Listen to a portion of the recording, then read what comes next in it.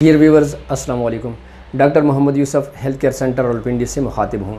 मेरी आज की वीडियो का मौजू है पिगमेंटेशन।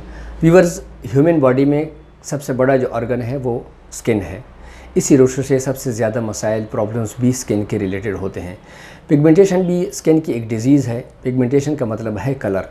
स्किन पिगमेंटेशन स्किन के कलर को ख़राब करता है। स्किन एक ख़ास किस्म का कलर पिगमेंट अडॉप्ट कर लेता है जिससे मेलानिन कहा जाता है।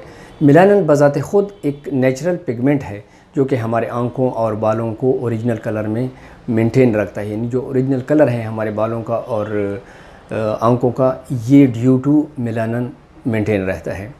व्यूअर्स, स्किन के सेल्स स्पेशल जो है ना, ये स्किन के स्पेशल सेल्स बनाते हैं मेलानिन।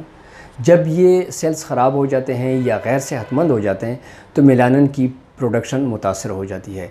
जब प्रोडक्शन ज़्यादा होती है मेलानिन की तो ये हाइपर पिगमेंटेशन की वजह बन जाता है। अब हम देखते हैं कि इसके रूट कॉजेज़ क्या हैं, असबाब क्या हैं। तो इसकी जो सबसे बड़ा सबब है वो सन एक्सपोजर है। सेकंड जो है ना वो हार्मोनल डिसऑर्डर्स हैं। थर्ड जो है ना एज फैक्टर भी इसमें इन्वॉल्व हो सकता है। उसके अलावा स्किन इंजरीज़ हैं और एट द एंड इन्फ्लेमेशन है। यानी ये ज़रूरी नहीं है कि किसी बंदे में अगर पिगमेंटेशन है तो उसकी ये सारे फैक्टर्स ही उसमें इन्वॉल्व होंगे। किसी की पिगमेंटेशन जो है ना वो सन एक्सपोजर की वजह से होगी, किसी की पिगमेंटेशन जो है ना वो एज फैक्टर की वजह से होगा, किसी के इन्फ्लेमेशन होगी, किसी के हार्मोनल डिसऑर्डर्स होंगे। लेकिन मेजरली ये चंद जो मैंने आपको बताए हैं ये फैक्टर्स होते हैं। उसके बाद फिर हम जब इसका ट्रीटमेंट करते हैं तो ट्रीटमेंट में फिर ये देखा जाता है कि इस बंदे की किस वजह क्या है, यानी उसकी जो बेहतर हीलिंग होगी। अब अगर एक बंदा की हार्मोनल डिसऑर्डर्स है, आप उसकी जब तक हार्मोन ठीक नहीं करेंगे तो वो सेहतमंद नहीं होगा, उनकी पिगमेंटेशन रिमूव नहीं होगी। तो इसलिए अगर इन्फ्लेमेशन है तो उसकी इन्फ्लेमेशन ठीक करने वाली है। अगर सन एक्सपोजर है तो उसके लिए वो सन जो है ना ब्लॉक वगैरह वो यूज़ करे और उसके लिए जो, लेकिन इसकी एक और वजह वो ये भी है कि जो हम क्रीम वगैरह यूज़ करते हैं, सब स्टैंडर्ड्स क्रीम है जो कॉस्मेटिक्स यूज़ होता है, ये भी देखने में आया है कि ये भी बहुत बड़ी वजह बन जाती है। जिस तरह ये स्किन के ऊपर बाल आ जाते हैं वो भी इन क्रीमों की वजह से होते हैं। और सेकंड ये है कि हम इसको ज़्यादा खूबसूरत बनाने के चक्कर में इस तरह की सब स्टैंडर्ड्स क्रीम यूज़ करते हैं और उसकी वजह से बजाय इसके कि हम हमारा चेहरा जो है ना वो वाइट होने के बजाय वो पिगमेंटेशन जो है ना वो उसके पिगमेंट कलर जो है ना वो एडॉप्ट कर लेता है।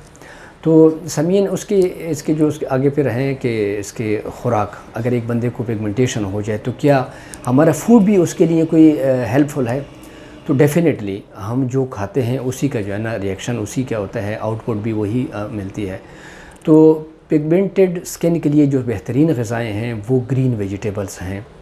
ग्रीन वेजिटेबल्स में आप पालक यूज़ कर सकते हैं, आप धनिया यूज़ कर सकते हैं, आप पुदीना यूज़ कर सकते हैं, ब्रोकोली यूज़ कर सकते हैं। और जब हम फ्रूट विटामिन सी वाले फ्रूट वो यूज़फुल हैं। उसके अलावा स्ट्रॉबेरीज़ और पाइन एप्पल ये यूज़फुल हैं। अब हम देखते हैं कि इसकी ट्रीटमेंट क्या है। तो इसकी मुख्तलिफ़ किस्म की ट्रीटमेंट हैं जिसमें डर्माब्रेजन है, माइक्रो डर्माब्रेजन है। अब हमारे पास जो आज के पेशेंट हैं इसकी डर्माब्रेजन हो गई है। अब डर्माब्रेजन के बाद जो है ना इसकी हम जो एक लेटेस्ट स्टडी है उसमें इंजेक्शन लगाए जाते हैं। वो इंजेक्शन इसको बहुत जल्दी जो है ना रिकवर करने में वो हेल्पफुल हैं। तो आइए देखते हैं कि फ़र्स्ट तो ये है कि इसकी हाइड्रोफेशियल पर डर्माब्रेजन हुई। डर्माब्रेजन के बाद अब हम इसके स्किन में इंजेक्शन जो है ना वो लगाते हैं। आइए देखते हैं।